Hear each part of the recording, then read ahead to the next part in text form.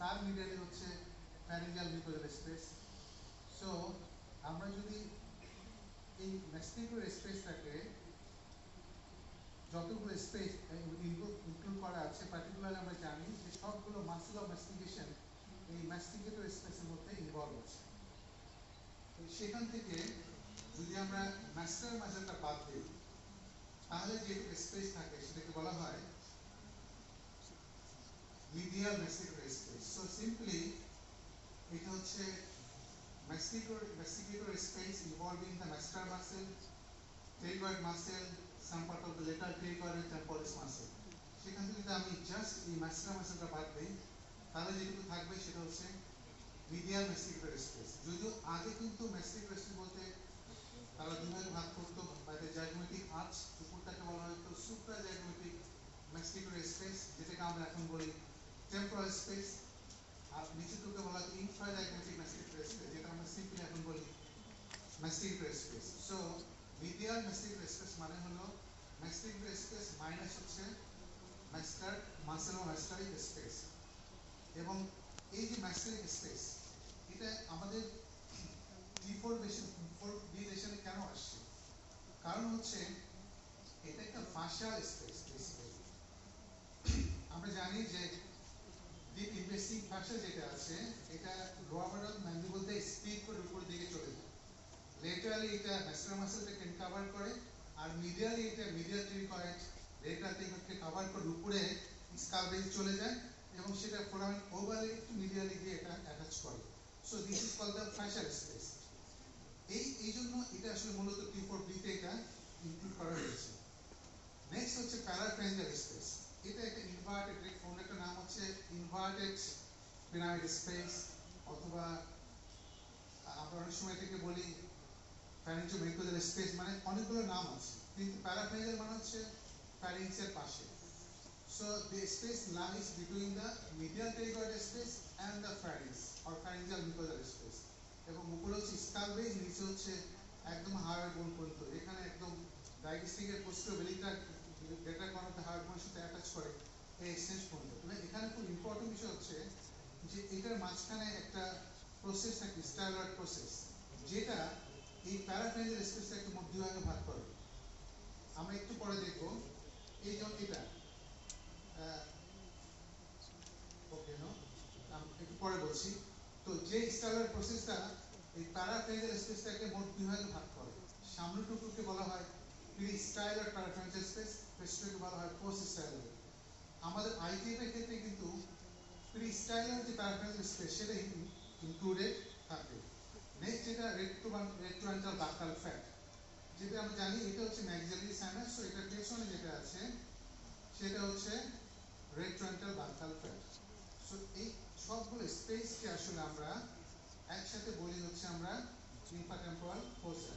So আমরা সহজ করে বলতে পারি যে masticator space minus masteric space plus parapharyngeal space and the retroventral fat is called the infratemporal fossa. So একটু আগে বলেছি আমরা যে যখন এই যে আইটিএফ, এই infratemporal fossa, এটা সিগময়েড নচ বরাবর যদি আমি এরকম একটা লাইন টানি, তাহলে উপরটাকে বলা হয় সুপ্রা নচ আইটিএফ, বা যেটাকে বলা হয় হাই আইটিএফ। এবং ওইটার মধ্যে যেটা বেসিক্যালি থাকে হচ্ছে lateral pterygoid muscle and the lower pole of the temporalis muscle. আর বাকি যেটুকু সেটুকুকে বলা হয় লো আইটিএফ। আমরা যখন T4B দেখি, তখন আমরা দেখি আইটিএফ সেকশনের ক্ষেত্রে আমরা দেখি যে ওরাল ক্যান্সার পেশেন্টের যদি লো আইটিএফ ইনভলভমেন্ট থাকে তখন দ্যাট ইজ রিসেক্টেবল, কিন্তু হাই আইটিএফ ইনভলভমেন্ট থাকে তখন আমরা এটাকে বলি আনরিসেক্টেবল। এবং একই সঙ্গে আরেকটা বিষয় দেখি যে তার পেইন or ইনফেকশন আছে কিনা। সো ইনিশিয়ালি যদিও আইটিএফ কে বলা হতো আনরিসেক্টেবল, কিন্তু এখন বলা হচ্ছে যদি লো আইটিএফ হয় এবং যদি তার কোনো পিএনআই, পার্টিকুলারলি যদি ম্যান্ডিবুলার নার্ভটা ইনভেশন না থাকে, তাহলে এটা কিন্তু আমরা রিসেক্ট করতে পারি। And that's why from surgeon perspective খুব ইম্পর্টেন্ট বোঝা যে কোথায় আসলে আমরা অপারেশন করব।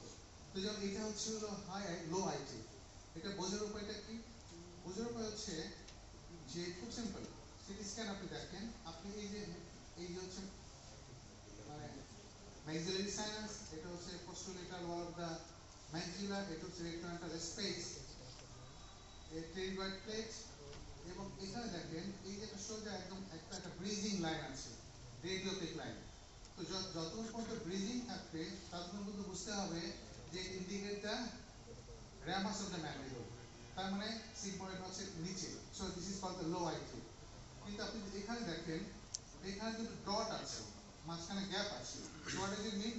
means it's above the sigmoid notch, so this is the high ITF, so this is basically unresectable, it's called the technical unresectable. So এটা হচ্ছে important যে আমরা সব সময় আমরা যখন দেখব, আমরা যে কোনো স্ক্যান পেলেই আমরা প্রথমে বের করব র্যামাসটা কোথায় আছে।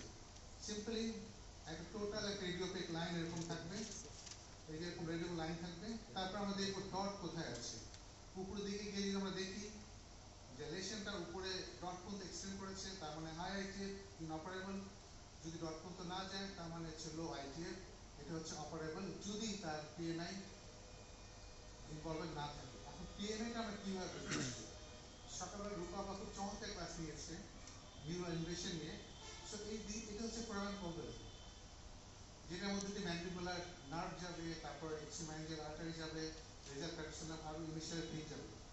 এই যে আমরা যদি দেখি যে এই নার্ভটা ওয়াইডেনিং আছে, widening of the foramen ovale, this is indirect sign of neural invasion. এবং এটাকে আমরা আরো বোঝার জন্য এমআরআই করতে পারি, যেখানে আমরা কি পাই? আমরা পাই হচ্ছে ফ্যাট প্লেট অফ রিটারেশন পাই, এখানে আমরা অনেক সময় বলি ইরোশন পাই আমরা। This are the indirect sign for the intracranial extension. তো লেশন যতই ছোট হোক না কেন, যদি এটা পিএনআই মানে পার্টিকুলার নার্ভ ইনভেশন থাকে তাহলে এটা অপারেশন করা যাবে না। সো সার্জেন্স পার্সপেক্টিভে আমাদের জন্য ইম্পর্টেন্ট জিনিসটা বোঝা যে কোথায় ইনভলভমেন্ট, একই সঙ্গে নার্ভের কোনো ইনভলভমেন্ট আছে কিনা।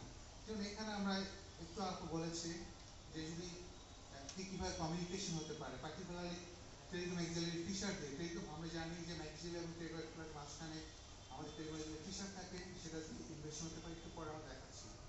So this are the spaces, আমি যেটা বলার চেষ্টা করেছি, রেক্টোডেন্টাল স্পেস, টেরিগয়েড স্পেস এবং একই সঙ্গে পেরিস্টাইলার প্যারাফ্যারিঞ্জিয়াল স্পেসেস, যেখানে এই লেশনটা ইনভলভমেন্ট আছে।